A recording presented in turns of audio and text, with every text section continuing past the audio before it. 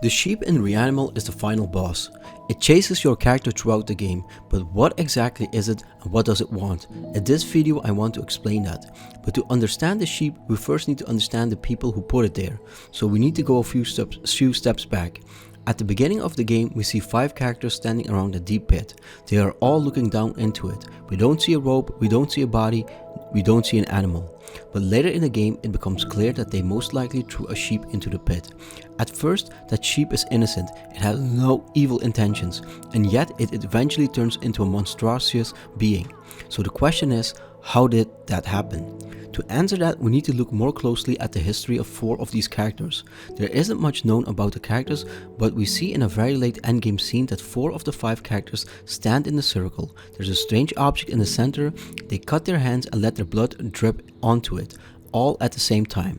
What is important here is how this scene feels. There's no panic, no hesitation, no chaos. The characters move in sync, calmly and deliberately. This tells us something very important. This is not their first time performing this blood ritual. This ritual is not a reaction to an attack, it is a response to something that already exists. So we need to ask ourselves the question, why would 4 people willingly hurt themselves like this?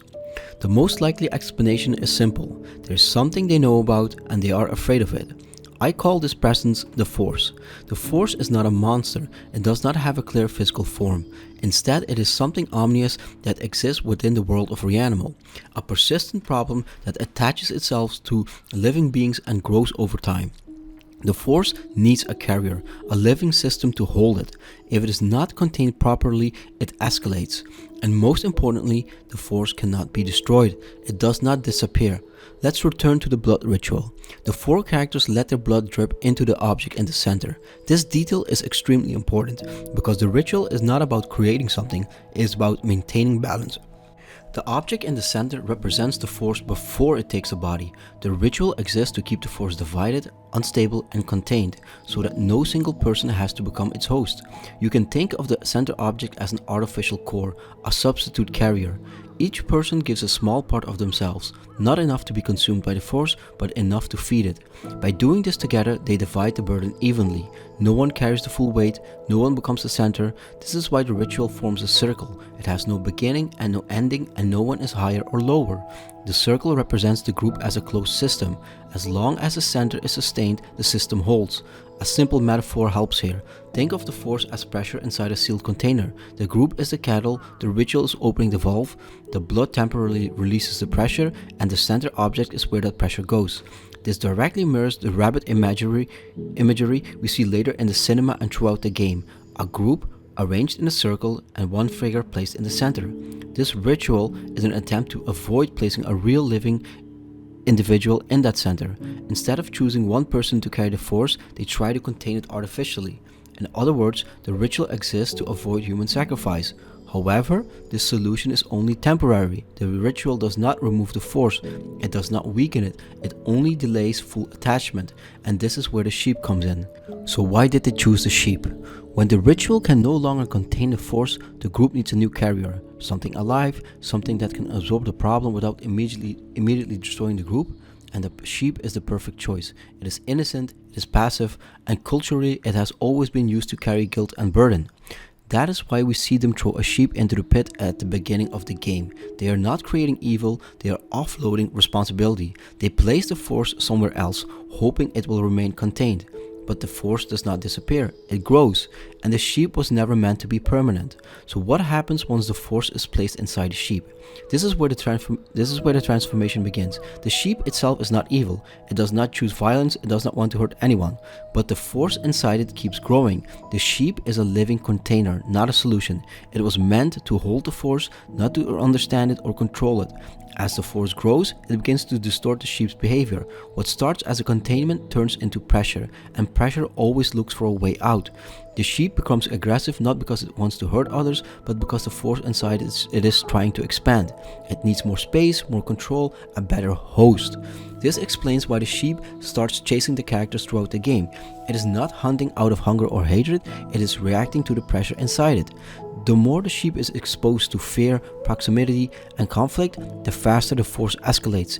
This is also why the sheep keeps returning, even after being shot or seemingly killed, like it takes a full hit to the face from the tank but it still survives it.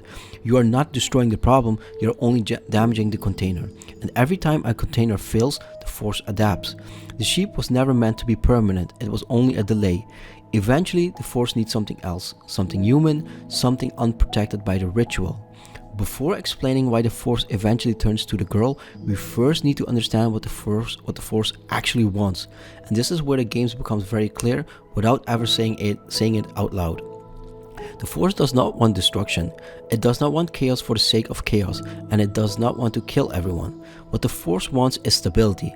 The force cannot exist on its own. It needs a structure, it needs a center, it needs a living system to hold it together.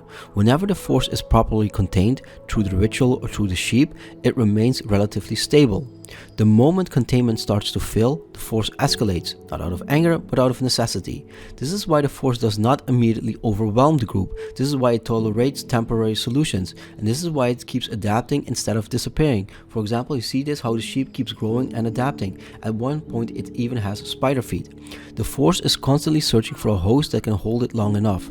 Not permanently, just long enough for the system around it to survive. So why does the force choose the girl then? Not because she is special, not because she is chosen, and not because the force prefers her. The girl is chosen because she is available. Up until this point, every attempt to contain the force relied on structure, the blood ritual, the artificial center, and eventually the sheep. But the girl is not part of that structure. She did not participate in the ritual. She is not protected by it. She carries no shared burden. From the moment she enters this world, she stands outside the system that keeps the others safe. As the force grows inside the sheep and containment starts to fail, it needs a new host, one that can absorb the pressure without immediately collapsing the group. The girl fits that role perfectly. She's physically weaker, and most importantly, she's alone within the system, even while surrounded by others. The force does not take her by force at first. It seeps her into gradually. This is why her condition worsens while the sheep grows. This is why the screen turns red when she becomes the focus.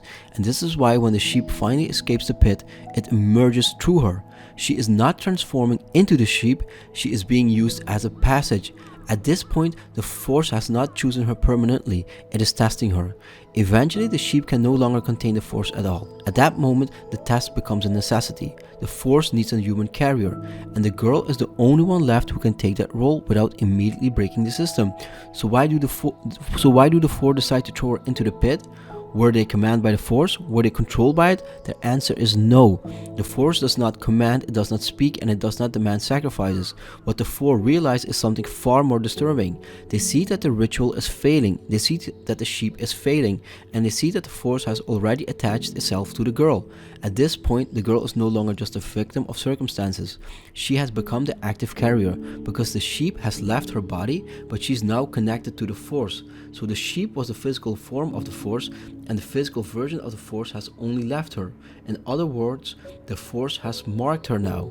And the four understand how the force works. If the force is left without containment, everything collapses. The sheep grows uncontrollable, the world escalates into chaos, and eventually the group itself will be destroyed. But moving on to the pit. The pit itself is not a place of execution, it is a place of isolation. When they throw the girl into the pit, they are not trying to kill her, they are trying to stop the system from tearing itself apart. This is the same logic that led them to the ritual, the same logic that led them to choose the sheep. Someone must carry the force, and someone must be removed from the circle. The reason it is the girl and not one of them is simple and brutal. She is already connected, she is not protected by the ritual, and sacrificing one of themselves would break the system entirely. This is not a choice driven by cruelty, it is a choice driven by survival.